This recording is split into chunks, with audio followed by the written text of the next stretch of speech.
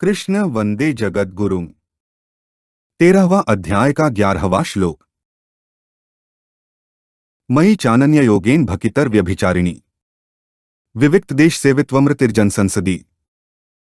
ऊपर कहे गए श्लोकों का अर्थ है, मेरे में अनन्य योग के द्वारा अव्यभिचारिणी भक्ति का होना, एकांत स्थान में रहने का स्वभाव होना और जन समुदाय में प्रीति का न होना। मयि चानन्य योगेन भक्तिरव्यभिचारिणी का अर्थ है, संसार का आश्रय लेने के कारण साधक का देहाभिमान बना रहता है। यह देहाभिमान अव्यक्त के ज्ञान में प्रधान बाधा है। इसको दूर करने के लिए भगवान यहाँ तत्वज्ञान का उद्देश्य रखकर अनन्य योग द्वारा अपनी अव्यभिचारिणी भक्ति करने का साधन बता रहे हैं। तात्पर्य है कि भक्ति रूप साधन से भी देहाभिमान सुगमतापूर्वक दूर हो सकता है। भगवान के सिवाय और किसी से कुछ भी पाने की इच्छा न हो, अर्थात भगवान के सिवाय मनुष्य, गुरु, देवता, शास्त्र आदि मेरे को उस तत्व का अनुभव करा सकते हैं तथा अपने बल, बुद्धि, योग्यता से मैं उस तत्व को प्राप्त कर लूंगा। इस प्रकार किसी भी वस्तु, व्यक्ति आदि का सहारा न हो और भगवान की कृपा से ही मेरे को उस तत्व का अनुभव होगा। इस प्रकार केवल भगवान का ही सहारा हो, यह भगवान में अनन्य योग होना है। अपना संबंध केवल भगवान के साथ ही हो, दूसरे किसी के साथ किंचन मात्र भी अपना संबंध न हो, यह भगवान में अव्यभिचारिणी भक्ति होना है। तात्पर्य है कि तत्व प्राप्ति का साधन यानी कि उपाय भी भगवान ही हो और साध्य यानी कि उपेय भी भगवान ही हो। यही अनन्य योग के द्वारा भगवान में अव्यभिचारिणी भक्ति का होना है। जिस साधक में ज्ञान के साथ साथ भक्ति के भी संस्कार हों, उसके लिए यह साधन बहुत उपयोगी है। भक्तिपरायण साधक अगर तत्वज्ञान का उद्देश्य रखकर एकमात्र भगवान का ही आश्रय ग्रहण करता है तो केवल इसी साधन से तत्वज्ञान की प्राप्ति कर सकता है। गुणातीत होने के उपायों में भी भगवान ने अव्यभिचारिणी भक्ति की बात कही है।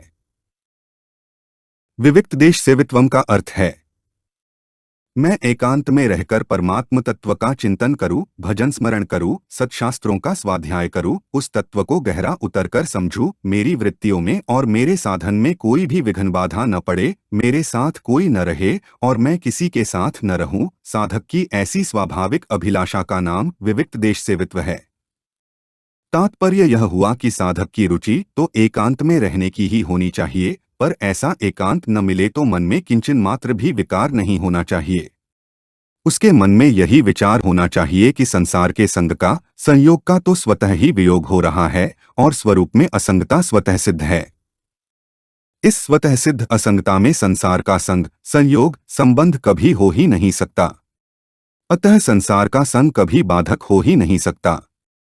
केवल निर्जन वन आदि में जाकर और अकेले पड़े रहकर यह मान लेना कि मैं एकांत स्थान में हूँ वास्तव में भूल ही है, क्योंकि संपूर्ण संसार का बीज यह शरीर तो साथ में है ही। जब तक इस शरीर के साथ संबंध है तब तक संपूर्ण संसार के साथ संबंध बना ही हुआ है। अतः एकांत स्थान में जाने का लाभ तभी है जब देहाभिमान के नाश का उद्देश्य मुख्य हो। वास्तविक एकांत वह है जिसमें एक तत्व के सिवाय दूसरी कोई चीज न उत्पन्न हुई, न है और न होगी। जिसमें न इंद्रियां हैं, न प्राण हैं, न मन है और न अंतःकरण है। जिसमें न स्थूल शरीर है, न सूक्ष्म शरीर है और न कारण शरीर है। जिसमें न व्यष्टि शरीर है और न समष्टि संसार है। जिसमें केवल एक तत्व ही तत्व है, अर्थात एक तत्व के सिवाय और कुछ है ही नहीं। कारण कि एक परमात्म तत्व के सिवाय पहले भी कुछ नहीं था और अंत में भी कुछ नहीं रहेगा।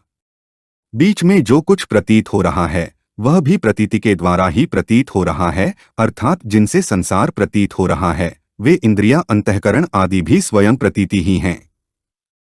अतः प्रतीति के द्वारा ही प्रतीति हो रही है। हमारा यानी कि स्वरूप का संबंध शरीर और अंतःकरण के साथ कभी हुआ ही नहीं, क्योंकि शरीर और अंतःकरण प्रकृति का कार्य है और स्वरूप सदा ही प्रकृति से अतीत है। इस प्रकार अनुभव करना ही वास्तव में विविक्त देश सेवित्व है।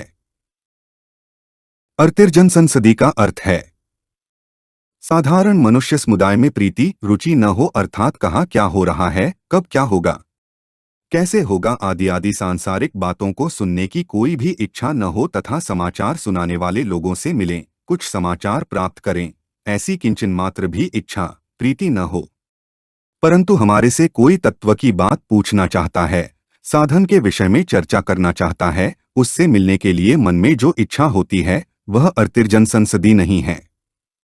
ऐसे ही जहाँ तत्व की बात होती हो, आपस में तत्व का विचार होता हो अथवा हमारी दृष्टि में कोई परमात्म तत्व को जानने वाला हो, ऐसे पुरुषों के संग की जो रुचि होती है वह जन समुदाय में रुचि नहीं कहलाती, प्रत्युत वह तो आवश्यक है।